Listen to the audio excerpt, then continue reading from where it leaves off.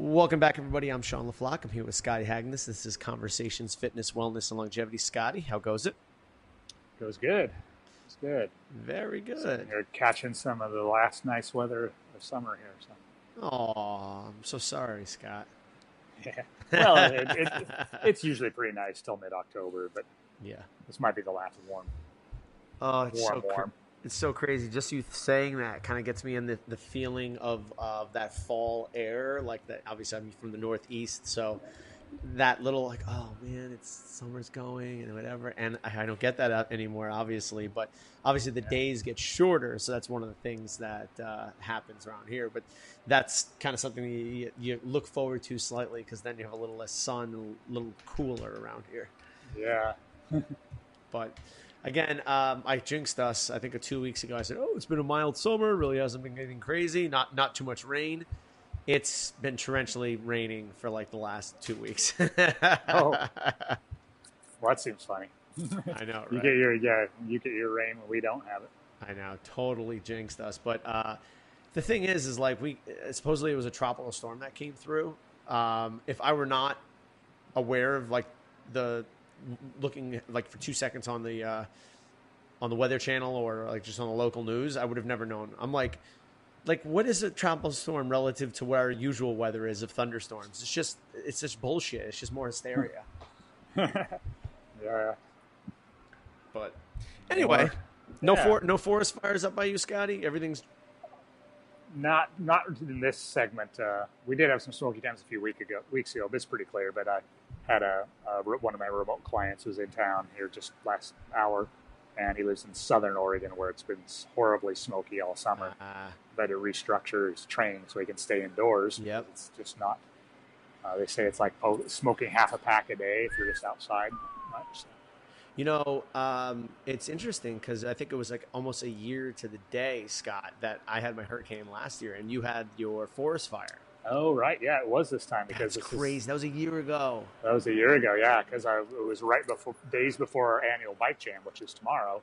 And it was the same time last year. And I was initially worried in the week prior we might have to cancel because there was just ash blowing in the streets. Oh, crap. It's crazy. Well, we're here, so we made it. We made it. It's all good. All right. Very cool. So there are a few things that we wanted to cover today, and I guess we can segue or we can kind of circle back to what we were talking about last week with the magnesium protocols that we were kind of talking about, whether they were doing some kind of supplementation orally or transdermally. So I started doing the drink, the natural calm, and I did a little lower dosage, and I was doing it after my workouts. So natural calm, and it was like a gut calm. So it was a combination of, go ahead, Scott. Okay. No, we're good. All right. It was a combination of the magnesium and also had some, I think it was like glutamine in it.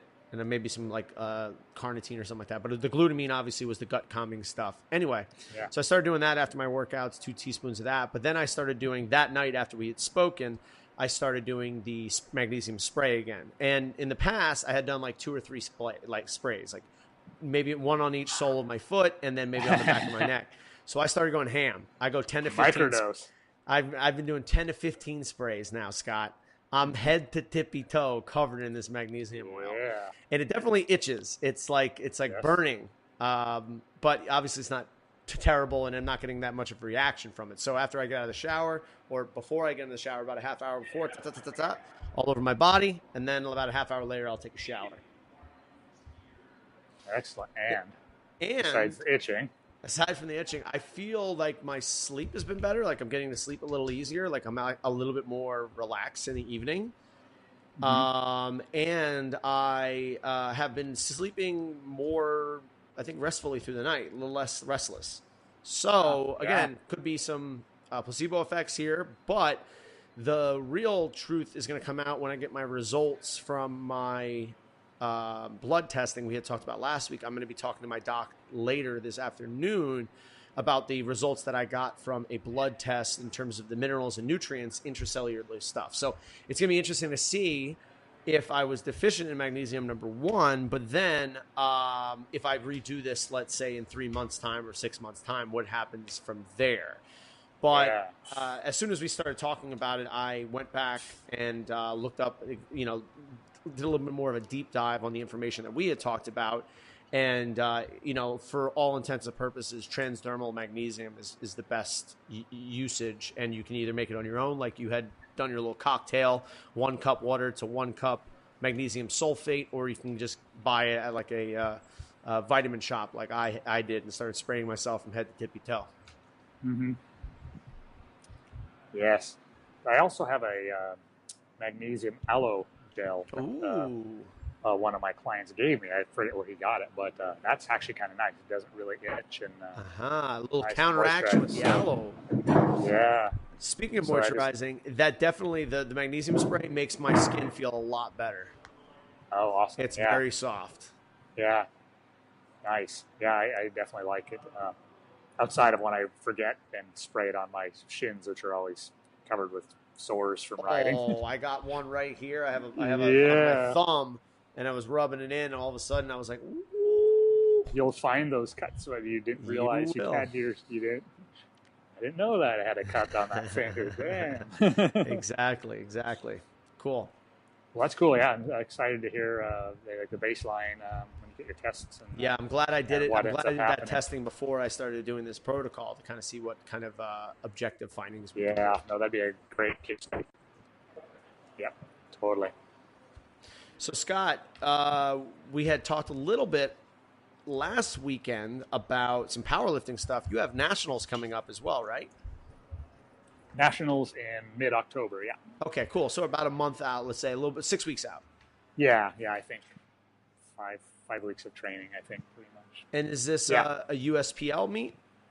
Yes, raw USPL. So just singlet and shoes, belts. Yep. Nice. I actually did my first coaching of a powerlifting meet this last weekend. Yeah, I saw that. It was pretty cool. Yeah, your comments were basically echoed mine. When I first, I've had a few athletes I've coached over the years in powerlifting, man, they're generally run really well. They got a system down. It's really keeps you pretty on point, pretty exciting as a coach and an athlete. There's some waiting, but it goes fast. Like the bar is loaded and you're up there and you're on the clock and you got to figure that lift out, like a minute to figure out what your next lift's going to be pretty much in a lot of cases. You got to talk to your athlete as soon as they come off the platform and, what you saw, what they felt and figure it out, Absolutely. It's definitely a different experience than doing an Olympic lifting meet, which is a bunch of just like lollygagging around and whatever, but boom, boom, boom, like you said. Things that I noticed about the meet itself, it's in much more of a condensed setting. So, the meet was basically in like a large 2-car garage, let's say, maybe even a little bit bigger than that, like maybe 1,000 square foot gym.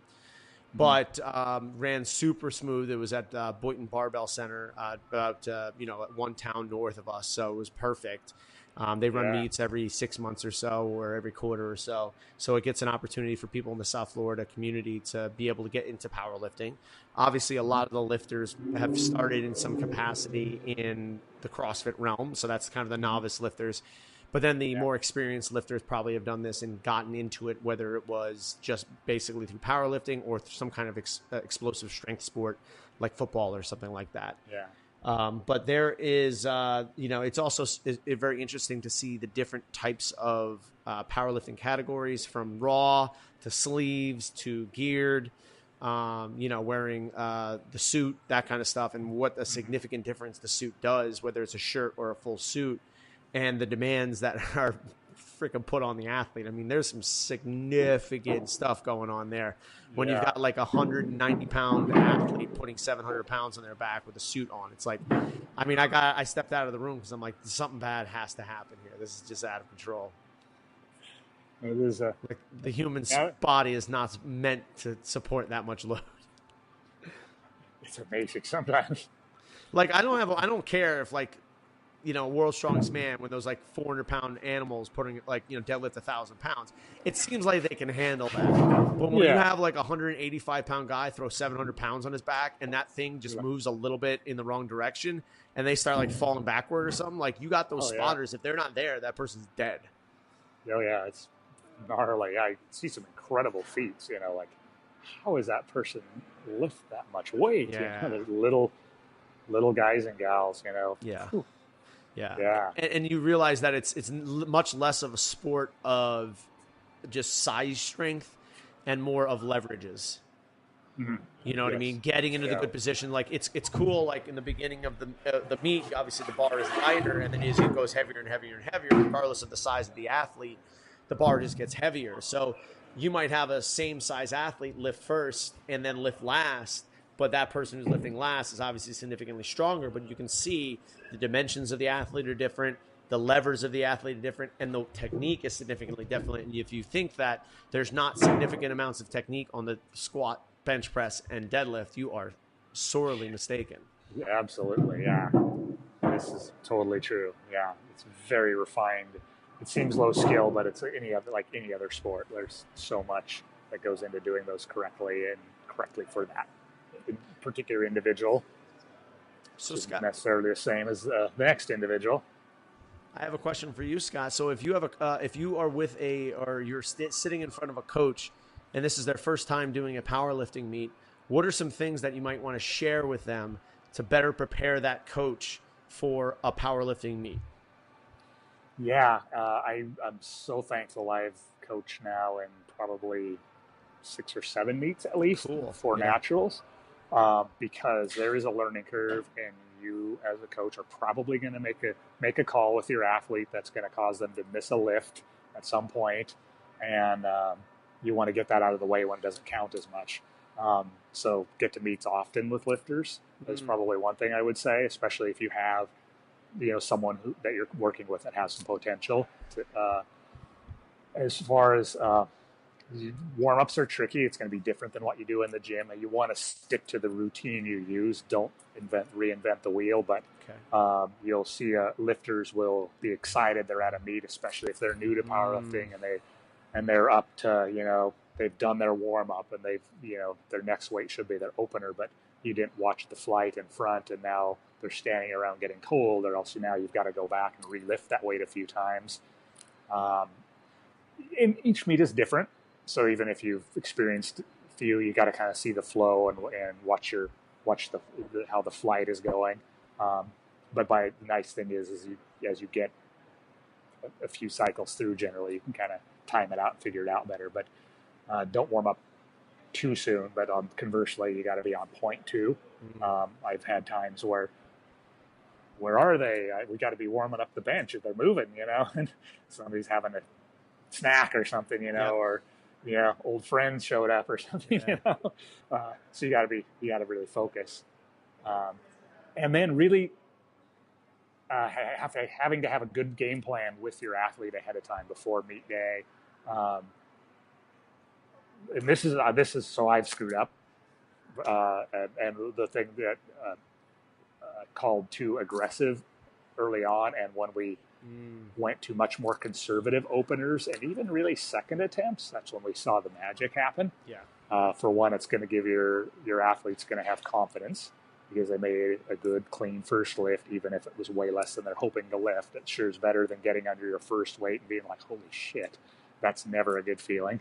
And if you time out the second, you have the second one planned right based on what you see and what they felt, you can potentially make the magic happen in that third one. I know my athlete at the last meet I was at, which was a qualifier for national, she went 3 for 3, ended up getting best lifter of the meet actually, but It was at her all 9 lifts looked great. And that was kind of by switching to this kind of phase where we're being more conservative early on, and even with the second attempt, and then having a good, strong third, which is partly, just good luck, good training, strong will, all those things, but it really worked out. Any advice for a given flight has, let's say, 16 to 20 athletes in it, depending on the meet, right? Maybe a little less, maybe, I don't think any more than 20 though, right? Yeah, usually that's Like 15, less 16, than, yeah, that's 16. All generally right. what I've seen. Yeah. Do you do anything with the athlete in between flights? So say, you might have a solid 20 minutes between lifts. Do you do anything with that athlete in particular? There was a time that some snafu happened and it took longer, and we definitely had to do some things. Mm-hmm. Generally, they've moved fast enough that with nerves and staying antsy, we try and stay loose. Do Mm-hmm. some Just some standing around, vibration, moving a some little light bit, moving. shaking it out. Exactly, shake it out. I know that I've had athletes hop on a spin bike or an air dyne Mm-hmm. sometimes just for a short bit, partly too to just kind of calm some nerves, which happens sometimes. Yep. It's interesting enough, though, Scott. That's a good point, that the 15 to 20 minutes is long enough to let your nerves come back up again. So like, oh, you're all confident, and then all of a sudden, like 5 minutes goes by, and you're like watching more lifts, and you're like, oh boy, I got to do this again. So it might call back those nerves. Yeah, and then you think you're doing that 9 times in a meet too. Yeah, it's a lot. It does add it is up. a lot. It, even as a coach, it takes it out even a little bit. That's 15, 20 minutes. It goes so fast. It's always like, oh,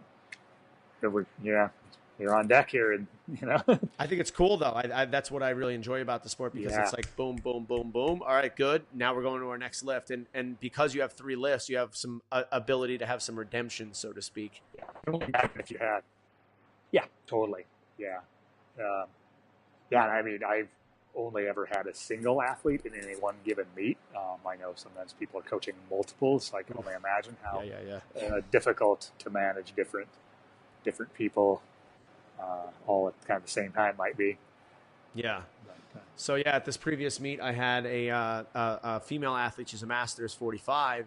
She approached me and said, hey, I would love for you to be able to help me out on this meet. I'm like, well, I've never coached in a powerlifting meet. I've done plenty of Olympic lifting meets, but I'm happy to learn and help you out. And she went 9 for 9, and she wanted to set some state records for the 3 lifts, and she was able to do that for the Florida state record. Yeah. So she's now a Florida state record holder for 45 and over. I think it was like the 140 and under weight class, or like 138 and under.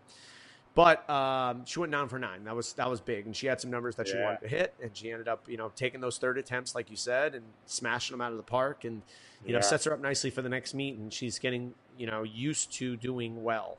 And I think that's something very underrated, is that like if all is success, that's all you're going to be picturing in your mind is like, I know how to do this well. Right. And you're just putting that athlete in that position over and over and over again, and that's really all they're going to learn to do. Mm-hmm. Yeah. So. Another great point about value of just making sure you make successful lifts. Yep. One other significant thing that I want to just make note of is there was a military veteran there who's lifting, and he was legally blind. He, I believe, an IED exploded and he lost his vision.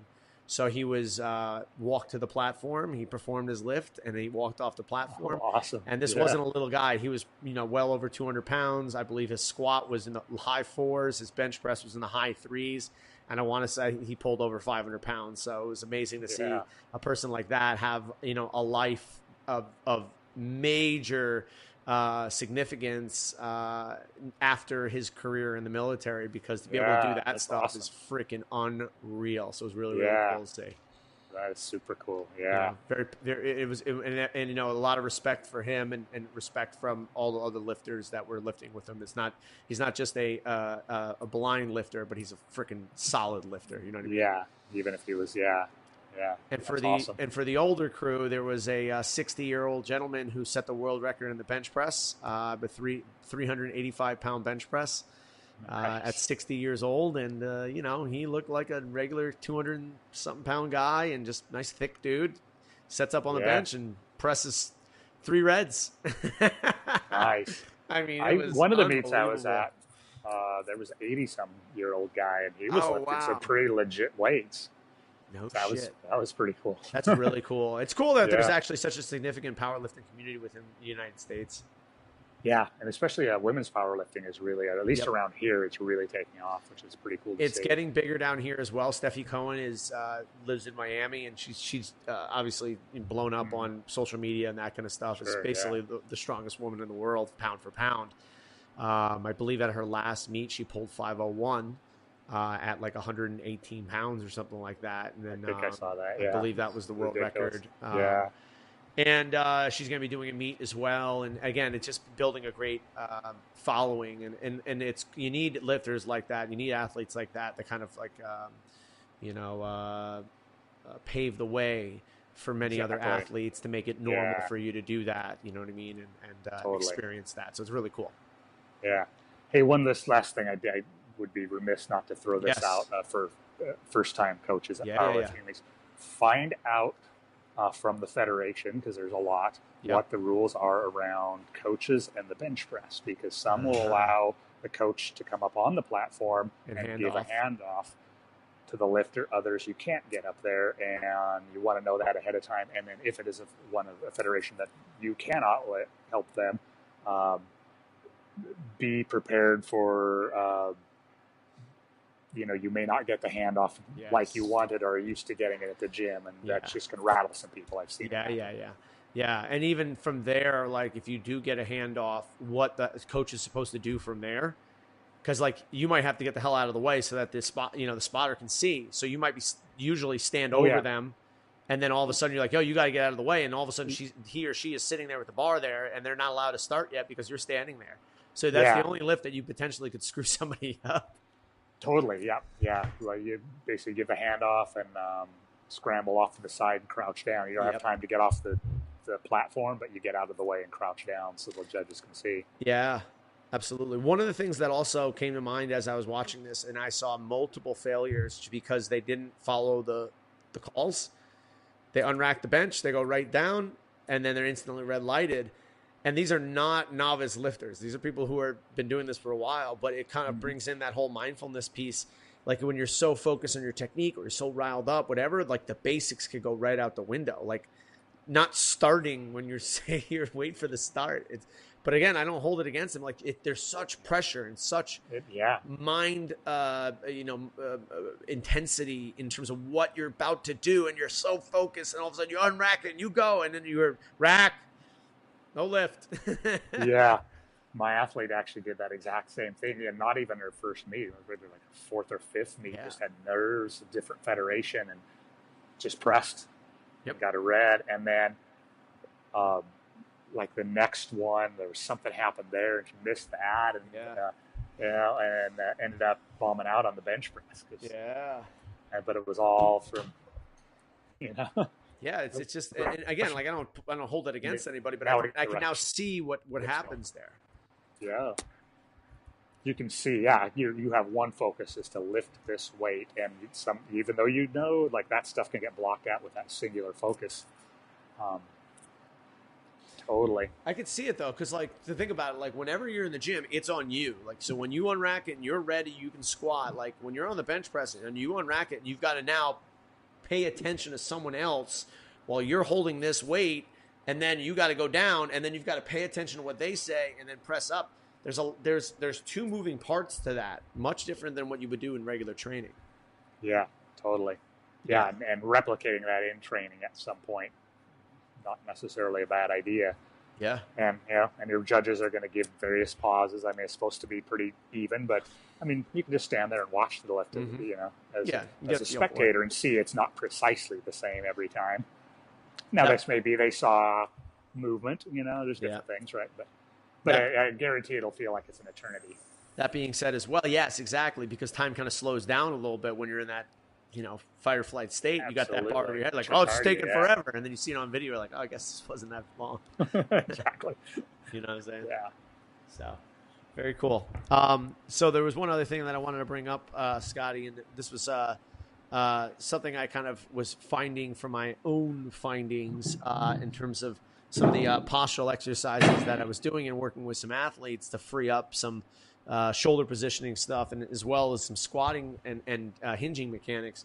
But the idea of that circumferential breathing, because for me, in terms of all the reaching exercises that I've always done, I've always kind of utilized more pec minor and scalenes and neck, and been trying to avoid that more often, but not getting that apical expansion. And certain types of breathing exercises that I've been doing recently, where my hands are kind of in this position, like that field goal position, hands behind you more, and then getting the exhale, and then allowing the air to actually open right underneath your collarbones out, so you're breathing outward, if that makes sense. You know what I'm saying? Like, like you're without yet out, instead of your ribs coming toward your face, obviously, you want to expand.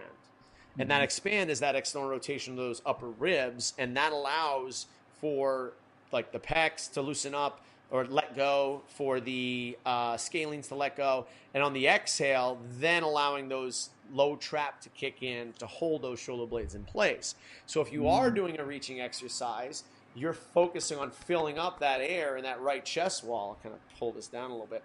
So your hand is here, so I'm just going to leave my hand here, and as I breathe in, naturally your hand comes forward because that right chest wall is opening up, and then you're breathing out with those left abs. So that allows you to kind of, and then what happens there is you're going to start feeling that anterior serratus on the right side. And what happens is, and this is what the mechanics of the left trap and the low trap, the difference between the two is that your right low trap is designed to keep your scapula on the rib cage, whereas your left low trap is designed to pull your rib cage to your scapula. And when you think of it that way, it's a rotation of your rib cage to the left. If that makes sense. Gotcha. Yeah. Nope. I can visualize. So if you're doing this drill, what position are you typically? You can start off in a like a supine 90-90 with your feet on the wall, but I also do it in a hook lying position with my feet flat on the floor, and then just hands like this. I like it because if you do it like that and you just have your head on the floor and kind of double chin it just a little bit, it prevents forward head posture. Yeah. So just trying that, and then just think about, expanding underneath your collarbones outward. Okay. Awesome. Inflating there, and then think about the ribs tucking back in. So I would try that. And again, the exhale, that's when your shoulder blades kind of come down. Then just do like a retest of some overhead, or some, maybe just like a push up, because like you're going to get better congruency between your shoulder blade and your rib cage there as well. Yeah. Excellent. Yeah, I'll definitely give that a try. So some food for thought for you in the audience here. We'll try that. Yeah. Perfect. Speaking of breathing drills, I guess we'll next weekend we'll talk, but then the next day I'm going to the Joel Jameson training summit, where I know Mike Robertson is presenting on breathing drills. Great. And some things. So I'll have some stuff in a couple 2 shows out to. Okay, cool. So we'll kind of think of some things maybe to ask him when we're over there. Yeah. Very cool. You got anything else there, Scotty? I think that'll be a wrap for today. All right, beautiful. Well, I'm Sean LaFlock. You can catch me at Sean@CrossFitDelrabeach.com. I'm Scott Haggis. You get me at Scott@CrossFitPortland.com. Scott, I'll talk to you next week, brother. Yeah, absolutely. Take care. Take care. Bye.